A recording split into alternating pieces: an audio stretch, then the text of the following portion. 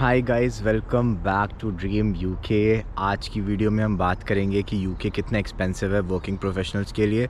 अगर आप यहाँ पे एज अ स्टूडेंट आए थे और अब आप एक वर्किंग प्रोफेशनल बनने वाले हो, और अगर आप as a working professional UK में मूव हो रहे हो इंडिया से या बाकी कहीं से भी, तो मैं आपको थोड़ा आइडिया देना चाहता हूँ कि यहाँ पे लाइफ कितनी एक्सपेंसिव है और ऑन एन एवरेज एक मंथ में आपके कितने खर्चे हो सकते हैं। So that's the goal of the video. तो वीडियो को एंड तक ज़रूर देखना, बिकॉज मैं आपको पूरा ब्रेक डाउन अच्छे से समझाऊंगा। तो देखो, सबसे बड़ा अमाउंट जो आपके मंथली एक्सपेंडिचर को कॉन्स्टिट्यूट करता है वो होता है आपका रेंट। अब रेंट डिपेंड करता है कि आप किस शहर में रह रहे हो और उस शहर में कहाँ रह रहे हो। ऐसे मैं एडिनबरा में रहता हूँ। एडिनबरा में मैं सिटी सेंटर से 20 मिनट दूर बाय बस रहता हूँ। सो दैट्स लाइक जो मैं रेंट पे कर रहा हूँ यहाँ पे, इट्स 675 पाउंड्स। और ये जो रेंट था ना, ये वॉर वगैरह स्टार्ट होने से पहले का था, तो तब उतनी ज़्यादा लिविंग कॉस्ट हाई नहीं थी। तो 675 मेरा रेंट है मंथली। और ये मेरा खुद का पूरा फ्लैट है, 1 रूम फ्लैट, जिसमें पूरा स्पेस मेरा है। मैं किसी के साथ शेयर नहीं करता हूँ। अगर आप अपना घर किसी के साथ शेयर करते हो तो आपका रेंट और कम जा सकता है। तो आप जूपला जैसी वेबसाइट्स पे जाके गेस्टिमेट लगा सकते हो कि हर सिटी में on an average, depending on एक घर की लोकेशन, आपका रेंट कितना होगा। और रेंट के साथ साथ यहाँ पे आपको काउंसिल टैक्स भी देना होता है, जिसके बारे में मैंने वीडियो बनाई है, व्हाट इज़ काउंसिल टैक्स। उसमें बेसिकली जो भी यहाँ की काउंसिल आपको वाटर, सीवेज, क्लीनिंग की सर्विसेज देती हैं, और जो आपके इलाके की मेंटेनेंस की जो सर्विसेज होती हैं, उसके लिए आपको पैसे चार्ज करे जाते हैं। तो वो ऑन एन एवरेज मेरा मंथली 100 पाउंड्स पड़ता है। तो रेंट प्लस काउंसिल टैक्स मेरा मिला के 775 पाउंड्स पड़ता है। तो ये तो हो गया मेरा रेंट। अब इसके बाद जो अगला बड़ा एक्सपेंडिचर आता है उस पर आते हैं, वो होता है आपके मंथली खाने पीने के और शॉपिंग वगैरह के पैसे। ठीक है, अब देखो ये अमाउंट ना बहुत ज़्यादा डिपेंड करता है आपके लाइफस्टाइल पे। बट मैंने एक ROI की वीडियो बनाई थी कि आपका ROI क्या निकल सकता है यहाँ पे मास्टर्स करके। और वहाँ पे ना मैंने बोला था कि जो मेरा मंथली एक्सपेंडिचर है वो 400 से 500 पाउंड्स मंथ का चला जाता है। अब किसी ने कमेंट करा था कि बहुत ज़्यादा खर्चा है, ये इतना थोड़ा ना होता है, मैं तो 100 पाउंड में काम चला लेता हूँ या चला लेती हूँ। देखो,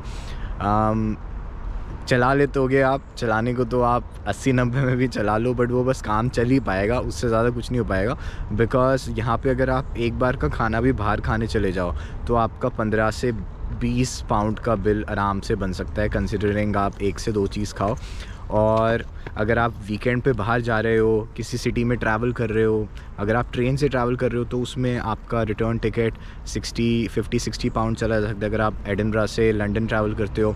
और अगर वीकेंड पे पूरे वीकेंड कहीं और स्टे कर रहे हो, किसी हॉस्टल में रह रहे हो, या फिर बाहर खाना पीना खा रहे हो, या फिर मूवी देखने जा रहे हो, कपड़े खरीद रहे हो, तो 100 पाउंड में बिल्कुल आपका काम नहीं चल सकता आज के टाइम पे।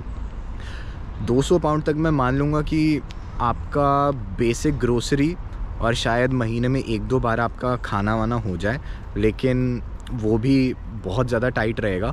तो अगर आप मेरी बात मानो तो आपको, अगर मैं एक बहुत ब्रॉड रेंज भी दूँ ना, तो 300 से 500 पाउंड्स आपको दिमाग में लेके चलना है। क्योंकि एज अ वर्किंग प्रोफेशनल आपको सैलरी भी मिलती है ना, तो आप पूरे दिन घर पे काम करोगे तो आपका मन करेगा आप बाहर जाओ, चीज़ें एक्सपीरियंस करो। नहीं तो घर से इतना दूर आने का फ़ायदा क्या हुआ अगर आपको बस घर पे ही बैठ के सब कुछ करना है। बाहर भी जाने का नेचुरली आपका मन करेगा।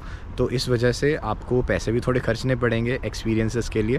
एंड उसी की वजह से मैं कह रहा हूँ कि 300 से 500 पाउंड्स आपके आराम से लग सकते हैं। और 300 बिल्कुल लोअर रेंज बता रहा हूँ, और 500 एक डिसेंट महीना बिताने के लिए, जिसमें थोड़े बाद आपने कपड़े भी ख़रीद लिए, 1-2 मूवीज़ भी देखा है, बीच में कभी डिनर भी हो गया, और अगर आपको इंटरसिटी ट्रैवल करना हो वो भी कवर हो जाएगा, और शायद थोड़े पैसे बच भी जाएं।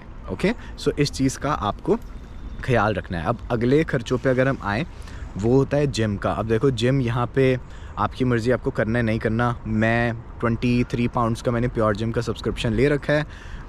एंड उसके बाद मेरा आता है मोबाइल का बिल, जिसमें मैंने वॉक्सी का सिम ले रखा है। 15 GB मेरे को डेटा मिलता है।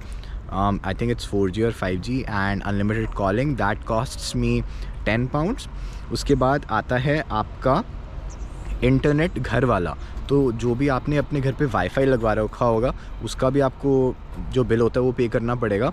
अब मेरा वर्जिन मीडिया का वाईफाई लगा हुआ है, और उसका मेरे को अप्रॉक्सीमेटली आई थिंक 27-28 पाउंड्स महीने का देना पड़ता है। सो दैट इज़ अबाउट आपका वाईफाई का खर्चा। अगर आप जो घर में रह रहे हो आपका खुद का घर है, बट अगर आपका जो घर है वो शेयरिंग में है तो आपके जो बाकी फ्लैटमेट्स होंगे उनके साथ आप अपना बिल स्प्लिट कर सकते हो, and that goes for all the utility bills.